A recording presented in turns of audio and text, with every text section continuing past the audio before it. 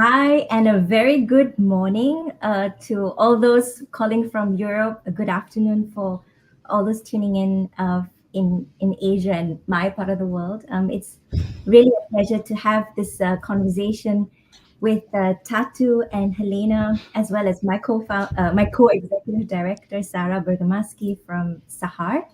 I wanted to first say that we're at the very tail end of International Women's Month, so it's also, I think, a time to think about the topic, which is co-leadership in the spirit of what this means for the movement for women's rights and all other marginalized and gender diverse people from all over the world. And we're in this field and in this work. So I'm glad to be celebrating the end of International Women's Month with all of you on this video podcast. A quick introduction. My name is Natasha Latif. I'm the founder and co-executive director of SAHR, which mission is to resource civil society leaders from all over the world, particularly in the global south, to influence law and policy making. So essentially what we do is we really want to create bridges between policy lawmakers and people in civil society who really know and understand the context of gender-based violence in their communities. We do this through an accelerator program. So Sarah and I were really excited that we have developed this platform, which we are piloting to get more underrepresented people as well as women in this platform to accelerate their journeys towards law and policy making, giving them the tools and the leadership to be able to speak as co-equals with government leaders. I wanted to also now have Helena to introduce yourself and talk about your journey into Faire Share and kickstart this conversation rolling. Yeah, thank you, Natasha. It's great to be here. I've been really looking forward to this conversation. So my name is Helena. I use she, her pronouns. And I am one of the founders and now co-executive director of Faire Share Women Leaders. And we are a 5-year-old initiative with the aim to advance more women in all their diversity in leadership positions in the social impact sector, so nonprofits, foundations, organizations, because that was a sector that was long overlooked around these questions. And we do this by providing data around representation in the sector and by developing resources, inspiration, and networks around the idea of feminist leadership. So how can we look at leadership culture, at organizational culture, at our own roles as leaders through a feminist lens?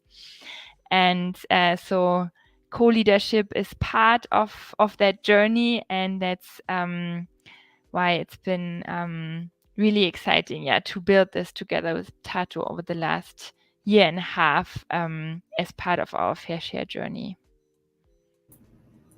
Thank you, Helena, for introducing Faire Share. I think women's leadership, as you said, in all different spheres, is so important. It's also what SAHR is building, and in a way, I think bringing on board Sarah and working with her was for me a way to refine our mission to ensure that the building of women's leadership, but also the leadership of other represented persons, would be at the forefront of our mission. And Nala is also a female, so she's herself wanting to drive that point across. Actually, we were really inspired by we were one of Frida, the Young Feminist Fund's original grantees from back in the day. And I would really like to start with this quote that they published in their report on feminist co-leadership, which is called Mosaic and Mirrors. And if I may read, the practice of co-leadership resembles the art of mosaic making because you're constantly coming together, responding to one another, and adjusting your position in order to create a work of beauty. And the challenge is how to live up to embrace this complexity of collective leadership in our spaces. Wanting to maybe pass on the baton to Sarah to just kind of give me a sense of, I mean, you particularly drew this quote and sent it to me several times. I mean, why does this quote move you so much? Yeah, hi everyone. My name is Sarah. My pronouns are she and her. And I have to say, being on a co leadership journey with Natasha has been really one of the most insightful and uplifting things in my life so far. The quote is very important for me because it's really in the dance of the working together with Natasha over the past years that I learned so much more about me, about ourselves as colleagues, and about how we can really shape together a new organization from the ground. And I was very honored when we had the conversation with Natasha a few years ago of me stepping in the leadership. And it really came from a need of sharing, because fundamentally we believe that sharing is caring, and sharing the responsibility is so important, but also sharing the burdens. And a nonprofit is really like, it's not a company. It has so many more things that are sensitive, and things that and really need a lot of dedication. And me and Natasha, we got to know each other in the team before I became executive director, and so I knew how we could work together. And the most important thing was this trust, and always assuming good intention. And so the dance of co-leadership is like going in with good intent. It means that we don't judge if something bad happened, or if there is mistake. We don't judge it negatively. We assume good intention. Okay, what happened? And so let's talk it through. And this is like one example of how I can describe the dance with Natasha in this journey. And I'm very grateful to be here today. I'm originally from Italy, but I'm based in Berlin since a few years, where I studied here political science 15 years ago, and I'm very happy to now bring SAHR also to Berlin. And we've just registered the organization also here as a daughter organization of SAHR US nonprofit. And we're also happy to start a new journey here together with you all. Thank you. Tatu, you were selected jointly to co-lead Fair Share.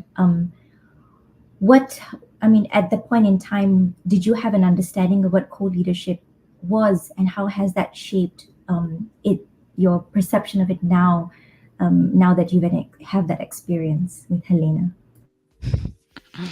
Thank you, Natasha. And thank you, Sarah. Thank you also for me for the invite and for the conversation today. Yeah, my name is Tatu. I also use she, her pronouns. And like Sarah and Helena, also based in Berlin currently.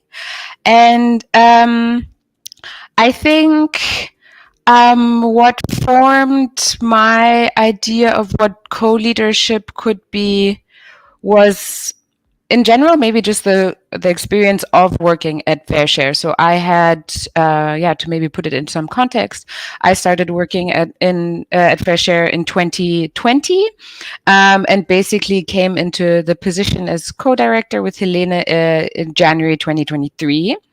And even though Helene was for those 3 years kind of the sole executive director, I would say, like on a formal and institutionalized level. I always name the same example. Helene has heard it so many times. But at the beginning, when I started together with a colleague of mine, Leah, we were working on the Fair Share Monitor, so the tool that collects the data around women, racialized women, and non-binary people in the sector in leadership. And so the first year we were doing it, we were constantly going to Helena asking for, permission or her kind of like input or her final, I guess to also feel secure, her kind of final impression of something.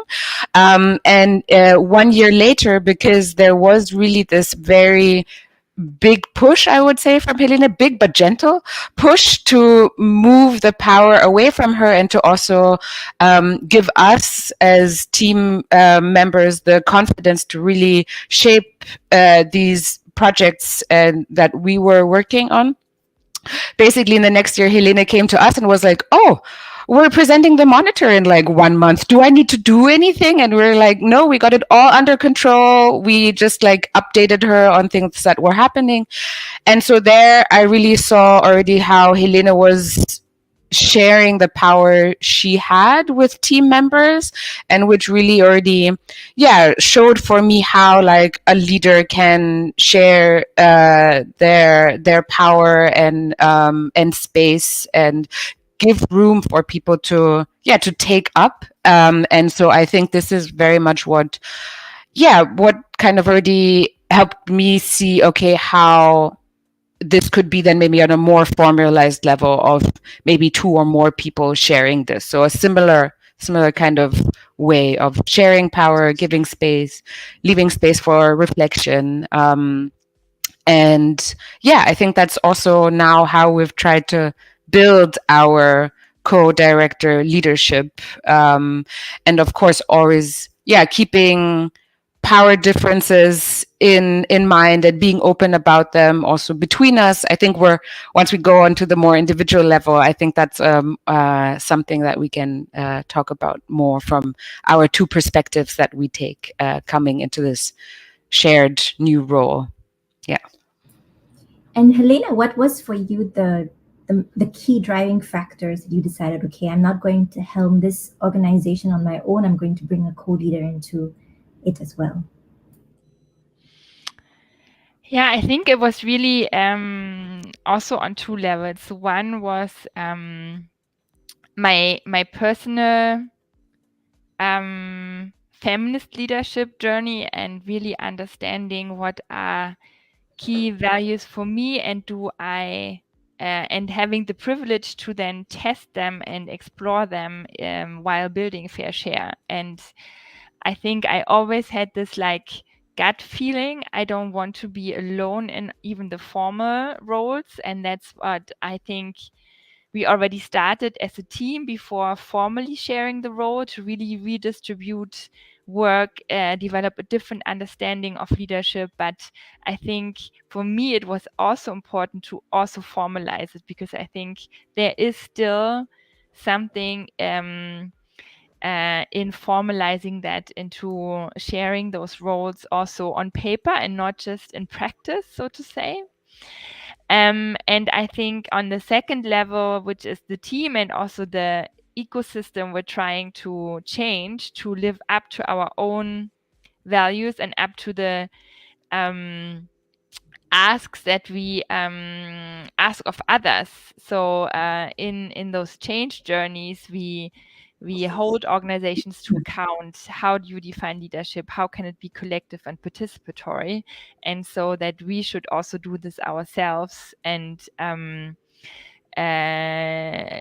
create those spaces and experiments within our team, but also then being able to talk about it with others, and kind of being able to share how we do this at Fair Share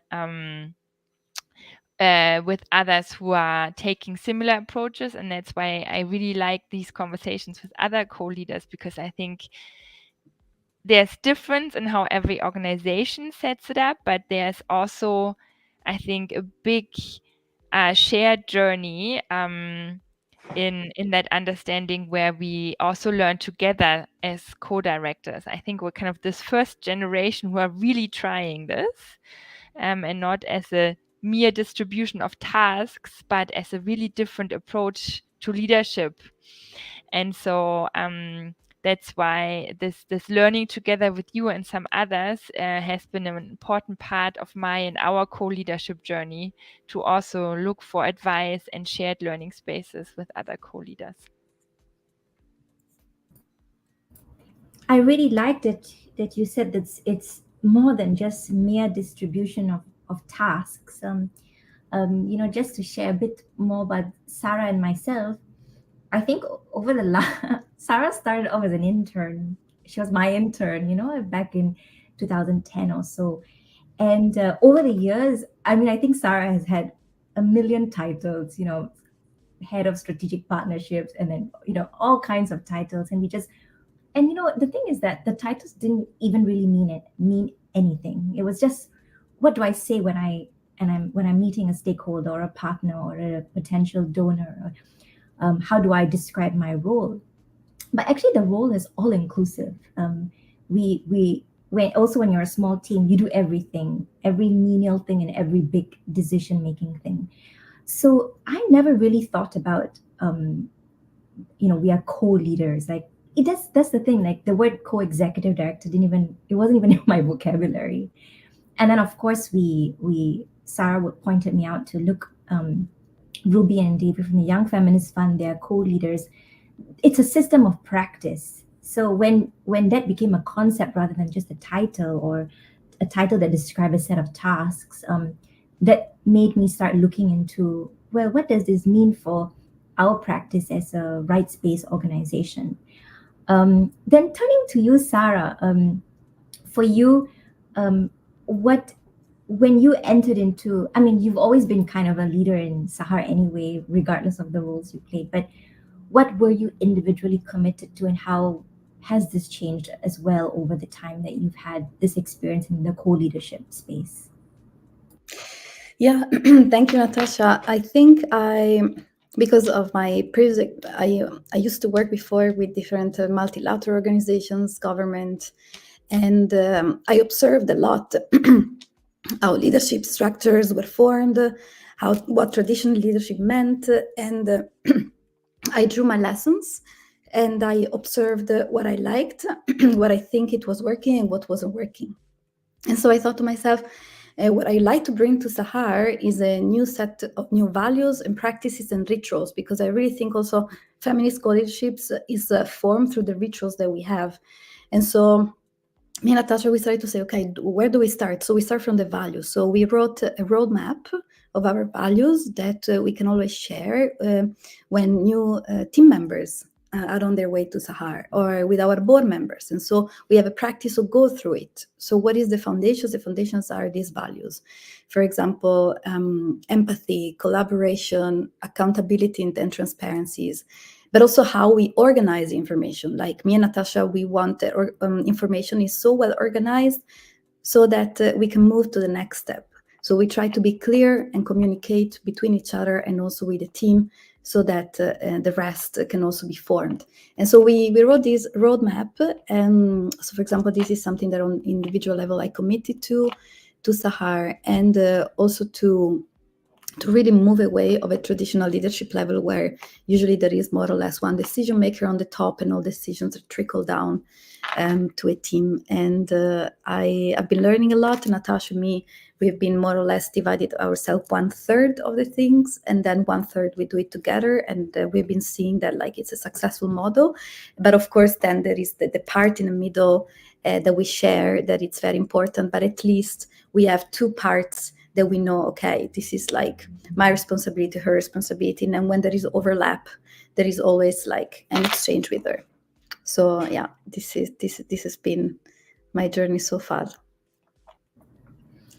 And Tatu, you obviously come from a different background, and so now in this position where you're a co-leader with Helena and trying to set an agenda, a model for how companies, foundations should reorganize themselves in terms of leadership, what do you think? I guess I'm asking is, what are you individually committed to? But how does your prior experience and background, how does that reflect into your commitment as a co-leader and shaping as well Faire Share's work in the external spaces? Thank you. I think I try to bring in a lot of my politics and also my values that I have. So I'm a climate justice organizer whose work is very much based on anti-colonial, queer feminist, anti-racist work and values. And so I think I was really trying to also see how can I, because so as Sarah, you had mentioned, like, this typical idea of kind of what a director looks like. I think I had to also first really struggled with for myself at the beginning, and how I could kind of create this new picture for me and this space for me, and what that meant in the way that I interact with Helene, but also in the way that I interact with members of the team. And so I think coming into maybe this position was where I had already started off before a bit. I think Helene and I had to really, and it took us a while, I think we were aware of it, but we hadn't really spoken it out, to really kind of find this balance of me being in a different role kind of now. If we look at it very strictly, like in a hierarchy, like, Helena was the sole executive director and I was a team member. And so we had our kind of like relationship like this, and now the relationship changed more like this. And so what does this mean for me, but also for our relationship? Like, I had to learn, and I still have to learn, to push back more, to say no more, to call in. So which is something which, maybe in the previous kind of power relation we had was very different.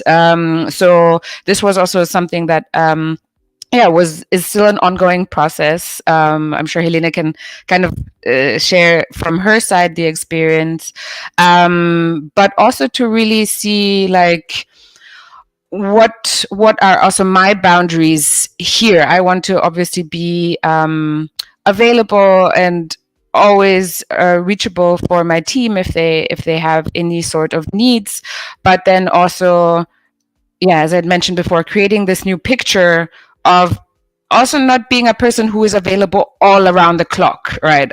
So for me, care and rest is also super important. And so on weekends or during holidays, I really also see it as me making an example for my team, because if we talk about deep structures, so power structures that aren't maybe not talked about openly, if I'm working during my holiday or during the weekend and I say to my team, oh, please don't do this, but I do it myself, then maybe they might feel like, okay, but is this now expected of me? And what will happen if I don't do this? And so these are things where I think we all have to unlearn these very, efficiency, or like Leila Billing calls it very nicely, this toxicness of urgency. And so to really also unlearn that, and to also see how can we bring more care and rest into the work that we're doing as an organization, and not just in certain moments, but in our structures all in all. But now I've gone on to a bit more of the bigger level. I don't know, Helena, would you like to maybe from your side share your experience, what you had to change? I think what was really the key kind of commitment we both had from the beginning was what I said earlier. We're not distributing tasks. We're trying to create something new together. So it's also not this Tatu joining me in something that's there. I had made a commitment to myself and to this journey that we're creating something new as two people, and that I have to make space and room to let that happen, and to question how I've done things, do things differently. And I think what Sarah, you said, the key aspect in that is trust. And how do we build a different also meaning of trust? One is I trust you that you do your job. The other one is I trust you that we are in this together, and that when we come together, we really try to put this mosaic together. Exactly. And trust that I think it's the other point that really resonated with me, this idea that we come together in kindness and in this understanding that we want to build this together and with the best intentions. And I think through that we can really leverage, so to say, the difference in our perspectives. And yes, we still have to distribute some tasks, and we also did that, but I think that was more the kind of logistical part, and the other part is much more important of building that trust and shared understanding. And yeah, as Tatu said, I'm also still finding my way. How do I truly make space that it really becomes that also informal power structures are addressed in that it's that it really creates this different understanding of doing that together, and that and understanding of the different perspectives from which we come into this. And I think my main task in this is and remains to make that space and to be in that self-reflective, but also then this bilateral reflection process to really also question and address my own power structures and unlearn from being what I was taught and then learned and then built for myself for this role, and create something new, this new mosaic together. And maybe if I can just add, because I think also a lot of times, so yeah, being honest also about the process not always being easy, right? I think a lot of times when we come together in conversations, we talk about how amazing this all is and how nice. And so that's obviously one part of it, but there are moments that are very tough if you kind of if you don't see eye to eye on something, or if you have very different political understandings on certain things, and how to still work through that to see to see still our like humanity in that all, and to be working together. And so I think, or if you disagree on stuff, and how do we share that with the team? How do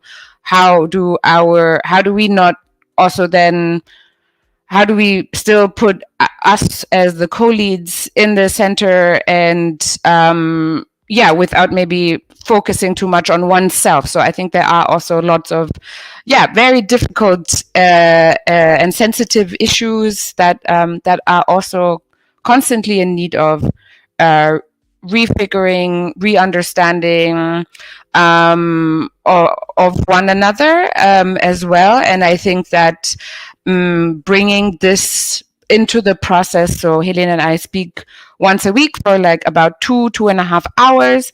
And in this time, we also want to make space for being honest with each other. So kind of just clearing out the room and saying what didn't go well, or where did I feel that it something didn't go the way that maybe I would have liked it. And so I think this is also just something to also be transparent about, that there's also this difficulty in this complexity, right?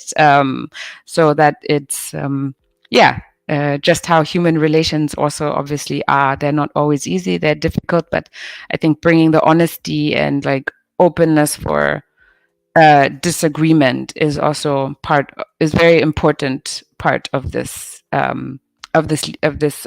journey. Yeah.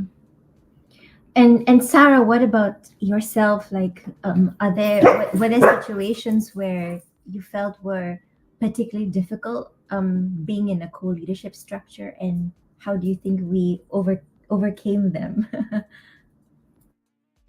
Yeah, so I think what you're saying, it's very true. And so in the situation, because we reflected on that, we're like, when did we have situations that are difficult, the crises when they come? And we always notice that there is like either when you're exhausted, when there is so much to do, when you have like compelling priorities. And our team is really small. Like it's me and Natasha and our legal officer here in Berlin. And so sometimes we notice that when we come under stress is because of time and because of less capacity. So really like the most important reason would be funding. Like if you fund organization, then you also have, because two leaders cannot do everything. And the other thing is maybe because there was a mismatch in expectations. For example, okay, this needs to be done. And, we clear it out. Okay, we do this in this way. But then again, because of the time and the other priorities, things are caught in the middle. And so there was a mismatch in expectation. But something that I noticed, me and Natasha, we always pick up the phone. Like we don't need to organize the call. We pick up the phone and we're like, okay, like what just happened? And we talk about that. And so this goes back to the trust issues. And something very important that I think we established from the beginning, even without talking about, is that co-leadership, like we are really a team. We are like an interdependent synergy structure and unit. So we first always talk to each other before, if we need to have an external stance, but we stand together. We stand together if we need to explain a crisis. We stand together if we need to explain something good. But we always have these stance together. So we come back to each other first. And so this is for me, the resolution of maybe a conflict situation has been very important to learn how to do, because then we become stronger. But if that is not resolved, like if something stays up in the air, then it always represents itself as in any relationship. And so we really needed to go through all the cycle of resolution, the 4 years, and I think we learned a lot. And we also have some practices and rituals of self-care. We check in with each other, and also we ask each other, okay, like, have you been practicing this that you told me you wanted to practice for yourself? Like how you're feeling yourself. So we have this self-care checking in at least once per week. I wanted to ask with Fair Share, because you do work with the issue of leadership, is co-leadership something you advise or support companies to adopt? And how then do you deal with tokenism in that aspect as well?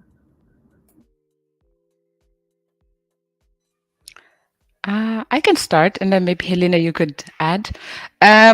So we don't really consult organizations on that in that way per se. We do stuff like workshops or give inputs, and I think we are looking to raise awareness around this concept of shared leadership, to just be able to disperse power. But I think for us, it's always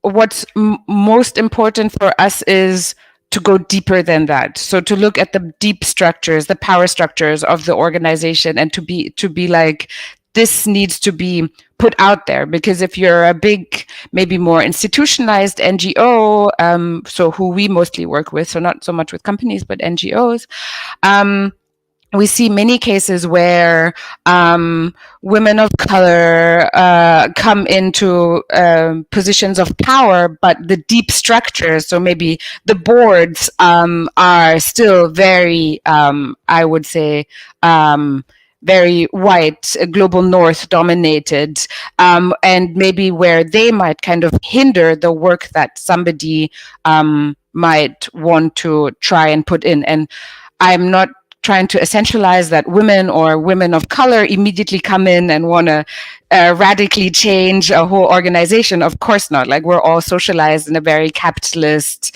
colonial system. So obviously also women can also reproduce these structures. So I think looking at these deeper power structures, and also, understanding the politics of people and their radicalness should really be the focus, because you could still have shared leadership, but still very toxic organizational structures and cultures, right? So it's not just about the identity and positionality of a person, but it's their politics that they're bringing. And so I think it is very important to find this balance of bringing in different identities and positionalities, but with this purpose of this change, transformation towards non-oppressive structures. And of course, looking then at boards, or looking at how are funders, how are they allowing people to, or what are they giving for, right? Like, so I see in the chat right now, somebody's addressing what's happening in Gaza. And so I know that a lot of funders are cutting funding towards feminist organizations that are doing stuff or are supporting people in Gaza, or trying to change the situation. And so these are also the power structures that we need to be looking at, because if these organizations are getting their funding removed in this current time, this is super problematic, right? So I think it's always looking at these deep structures. So what are the hidden power structures that are coming into place, and how can we work against those? How can we bring those forward, talk about them, address them, and hopefully change them so that organizations will maintain their funding. Boards won't how would you say, limit a radical person from bringing the needed change to certain organizations to make them less oppressive, less colonial. And maybe so far. Actually, what we have also discovered when, as I had shared earlier, we're piloting an accelerator program, and we're finding some really incredible individuals who are working at the grassroots level and who have all the power and the skills to put important changes in law and policy, but they're just not people in parliament. They're not your normal policymaker. But what we try to do is we give them the skills, the knowledge, the tools, and to find ways in which they can enter the policy spaces. It's so important for us that we see civil society leaders in policy. What ended up was very interesting for us, actually. For last fellowship for our accelerator program, two of the applicants, they came as pairs. They are themselves co-leaders in their own organizations, and they said, well, this application is for applicant. Can we apply as applicants as a duet? So we had to actually really look also into ourselves and say, actually, it's true. A lot of people who are marginalized, they feel supported when they come and they apply and they do things as pairs. Because some of the spaces, I mean, if you look at law and policy making spaces, you often enter a room where it is dominated either by international experts who have multiple degrees on a subject, or if they come from the local area, they come from an elite group, an academic group, or a religious group. And they're often one gender, one ethnicity, one religion. So it's so hard. I mean, you enter a room and there are all these people who have a particular position on the issue. How do you as an individual find your voice and your leadership to put forward a new proposal? So coming with a co-leader and in fact, teams of teams, I mean, you're talking about organizations, gives them the power, and that also made us interrogate a little bit about, are we really going to put individuals in our fellowship program? Can we support organizations and leaders within organizations? This has become very important for us.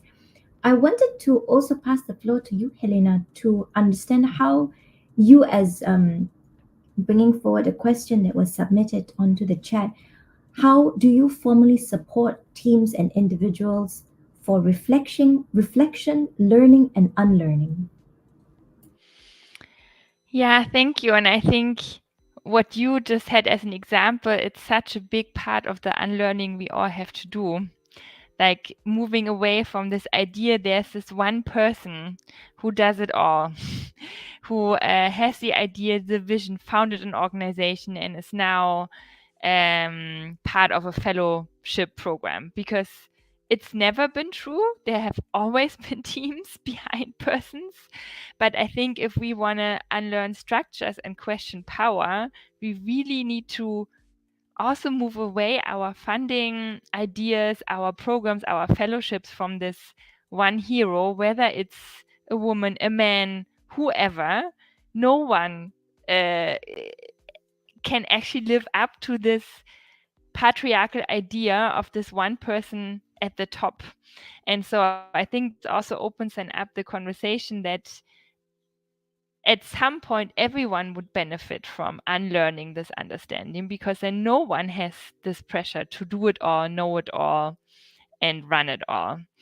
And so I think that's also what we're trying to really infuse into our team learning journey, that this is a truly collaborative space, and that we put our different competencies, skills, ideas, politics, backgrounds together. And beyond building a co-leadership mosaic, we also build a team mosaic. And so I think especially since we've grown as an organization, we really try to be very aware that we need this time for the team, and for us to ensure that we always make space for reflection, for sharing, learning, for coming together. And so we developed kind of a framework for ourselves of team moments, and what they are for. So just to give you some rough examples, we meet once a week for 2 hours, and together with the entire team. So we have the 2 hours for the two of us, but we also have 2 hours with the team every week. The agenda is shared, is created collectively. We rotate moderation, and we have this dedicated space in the second half where people can bring up topics for longer discussion.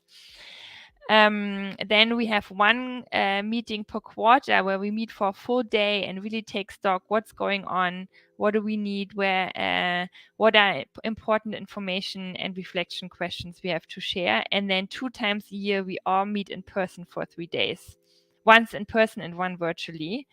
And so that we know there are these moments where learning and reflection also needs to be included. And so also this topic of care that Tatu mentioned has been an integral part of how do we integrate this, what's still missing, where can we put this into our weekly, monthly, quarterly, yearly schedule. And I think that's how we build it in, but by no means we're done. So it's something we try to weave constantly, and we also see this as a constant process to always check back, where are we on this journey? And I don't think we have this idea we are ever done, because with every new team member, with every new project, with every new context we operate in, we might need something different. And so I think also saying goodbye to this idea that at some point you have built an organization, that's it. We're done. Now we just implement, is part of that unlearning journey as well. And I think the other aspect that has helped us as a team is to look at roles rather than hierarchies and titles, which also offers a completely new perspective on how we work together and how we are leading in some aspects and how we're contributing in others. So I think that's the other part on the team level, where I think co-leadership also infuses work across the organization. You know what's interesting is that I was just thinking about what you are all saying, this space and time, and you know, at the same time, sometimes I also feel that, for example, we work in the space of gender-based violence. Our fellows and our partners, they are often working at the front lines with survivors in very challenging places, very challenging contexts. The trauma that comes with the work, I mean, you cannot avoid it. And I was speaking to Dr. Purna, who is also a supporter of SAHR now. She's from Singapore. She's a counselor and a practitioner of many sorts. And she says that when we're talking about self-care. There's so much of emphasis on self-care, but at the same time, I really wonder, for those who are working at the front lines, what does self-care really look like? Especially when you deal with the trauma on a daily basis. So imagine we were, as SAHR, we are like, we want to change law and policy. So we want to take civil society leaders and arm them with everything they need to go into these spaces to battle how laws and policies should be written. It's a technical subject. It's how do you draft the law, how do you draft the policy, how do you input them onto the decision-making table. But with active listening, which coming to the question on community practice, with active listening, I realized that actually beyond the technical aspects, people know, yes, I have to do yoga, I have to meditate, I have to pray in order to feel self-regulated in order to. But we don't do this. So what we did was we started to bring into this holistic care and make available to our fellows the ability to talk to somebody else and be guided to self-regulate things that come up when working with the survivors. So these are the things I think we've incorporated into our organization. Sarah, what else? I mean, I think people are asking what are care practices that can really be realistically practiced in the space to support our ecosystem in a sense. Yeah, I think we often talked about, like, for example, mindfulness to do together, and we did at some point, but because we are all virtual, it's more complicated. But mindfulness and practices that somatic practices that really bring us back to our body, because we really believe that our body gives the answers, and that we are too much in our head. So sometimes we did mindfulness, meditation, yoga together or virtually, or as I was saying in the beginning, we check in with each other, because if you work so much together as co-leaders, at some point you pick up on the energies, and when the energy is off, when the energies is tilted in a direction that is not really being productive, then you need to stop. And because of also the training and workshops that we did, me and Natasha, we understood that this accountability to each other is more important, and then comes the work. Like, how are we functioning right now? And then we asked ourselves, okay, did we do this? Can I help you on that? And then we can get back on track, for example, on the work. And oftentimes we also notice that whatever happens inside of us, it can also be brought to the organization. So we also need to find a balance of understanding, like, what you're saying right now is your opinion, or is your informed opinion for the organization. And all of these things really takes a lot of, like, mindfulness. Sometimes we have external consultants that help us, and but as Helene and Tatu were saying, like, it's a work in progress, and you never know what comes. Like, it can be a new crisis of funding, it can be anything can happen in a nonprofit. It can be a crisis in our fellows in their countries, and we need to react. And but we have to be adaptable. So we are there. What can we do as a next step? And yes, thank you, Natasha. I would maybe add, if I still can, I think, mindfulness and connecting to our body is super important, because we've just completely lost this. And I think especially if we look at the struggle that, of course, like the working class has with rising living costs, of how people have to really work all the time in so many countries of this, of this world, to basically just even survive.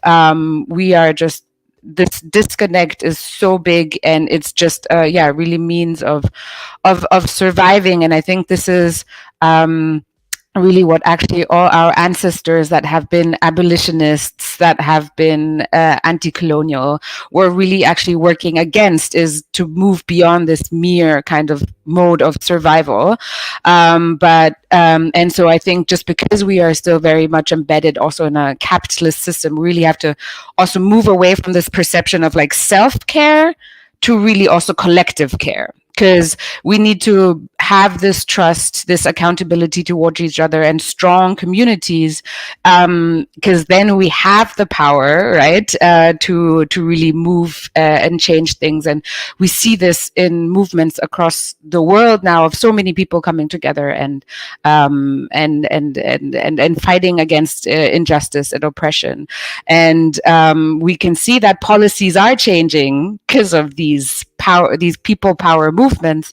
And I think here is especially important that we also still make care and collective care part of our struggles, part of our way of working together, because this is what is going to give us the to sustain our struggle for liberation within organizations, within grassroots movements, and so I think whoever has the privilege, of course, and I think we also have to, again, really kind of change this idea of what is being funded. I think we have to push for funders to fund also collective care and to fund longer project periods, basically, so that we're not constantly stuck in this cycle of toxic urgency, and that we can, as a team, take time to to talk to each other, but also to rest together. And then also maybe in a more structural level, I think we also have to talk, obviously, also about salary structures, right? So at Faire Share, we're talking about what could an approach be to a feminist salary structure? Because obviously, again, in the system that we currently are, money is so important. And if people are basically still just surviving on their with their salaries that they're doing, and still have to do care work for, be it elders, be it for their community, be it for children, then it's, I think that we're missing a big part of what can lead us to more, especially Faire Share's goal of gender equity. And so I think it is, it's talking about working hours. What is a normal working hour week? Can we reduce it, hopefully at some point in the future, to 30 hours a week? Can people get salaries that don't just allow them to survive, but also allow them to not be in that mindset of, will I have enough money to pay energy bills at the end of the month, to put money onto the table? And so I think that these are also, as NGOs, what we have to be talking about when we're talking about equity and equality, and which we also have to bring into policy spaces, right? So that can be then wider spread. So really talking about what are the root causes of what is bringing so much pain and injustice to everyone, and really changing those, rather than looking at like more reformed steps to maybe making the system a bit nicer than it currently is.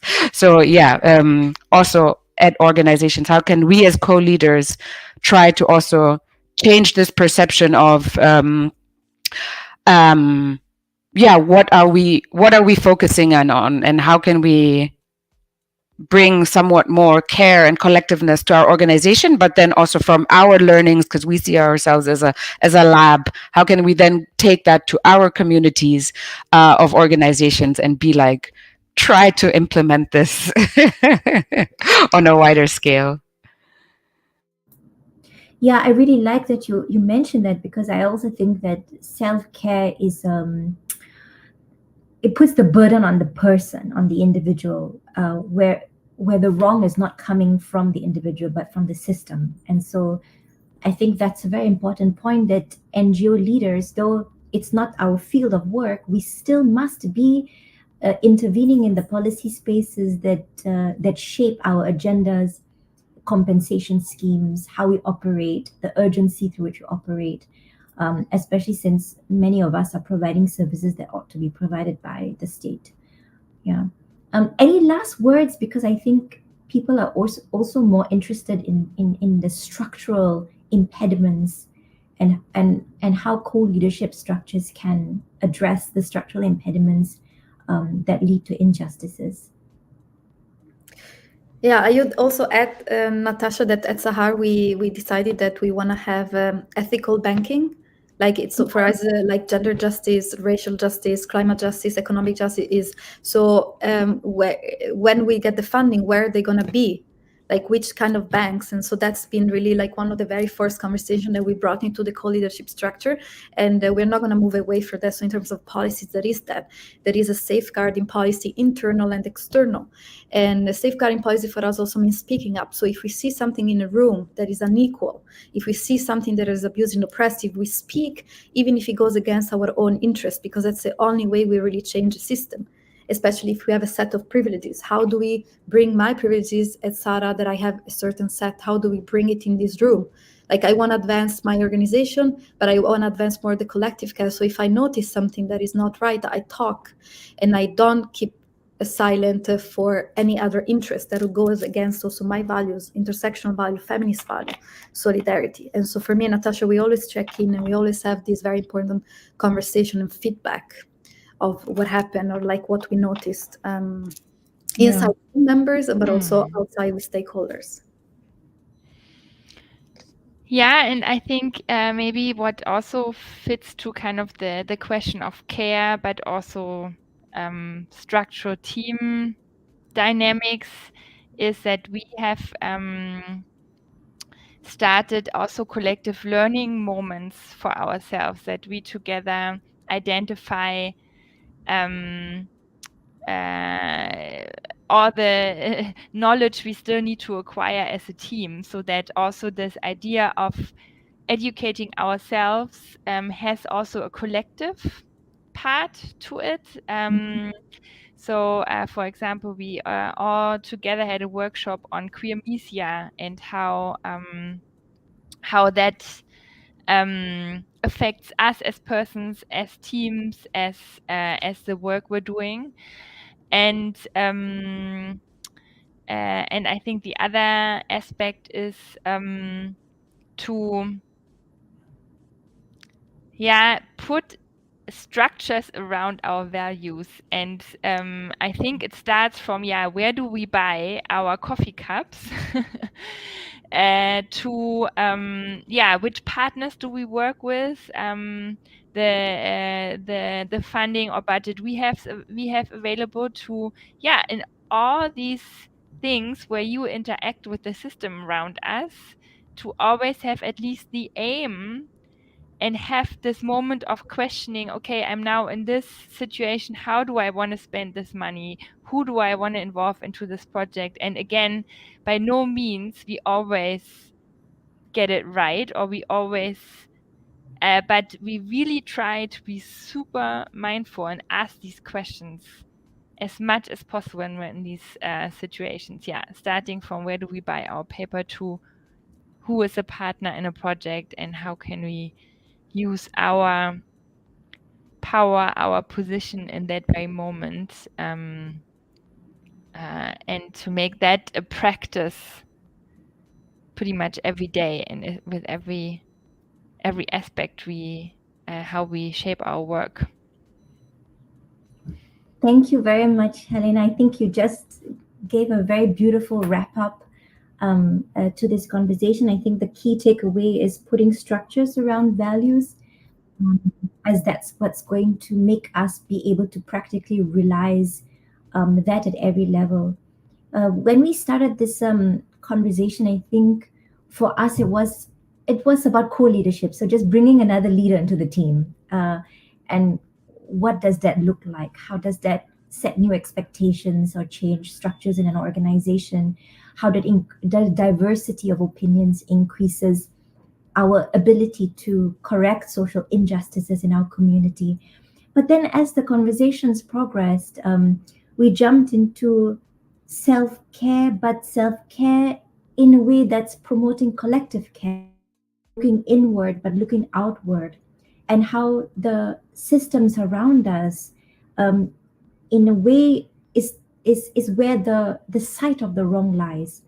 And so, as we do our work within our own mandates, we also have got to think about expanding the space for civil society to thrive, not just to exist and survive, but to thrive. And so these are all, I really like you mentioned about from the coffee cup that we purchase, or the bank that we choose to put our funds in. Everything that we have is somehow impacted by some injustice, and we participate in that in some way or the other. So I really also like this idea. And when we think about creating safe spaces for reflection, it's not just safe space for reflection on how we feel, but also safe space to talk about the politics and the crises that is going around the world, including in Palestine, and thinking about where we stand, how do we stand on this issue, and how do we reflect that in our programming. I thank you really very much for this really beautiful conversation.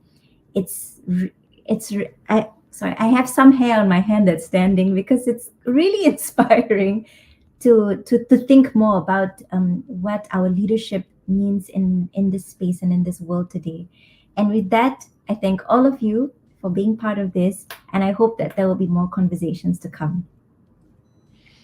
Thank you so much. Thank you so much for the idea and to have this conversation together. Thank you, Helene and Tatu.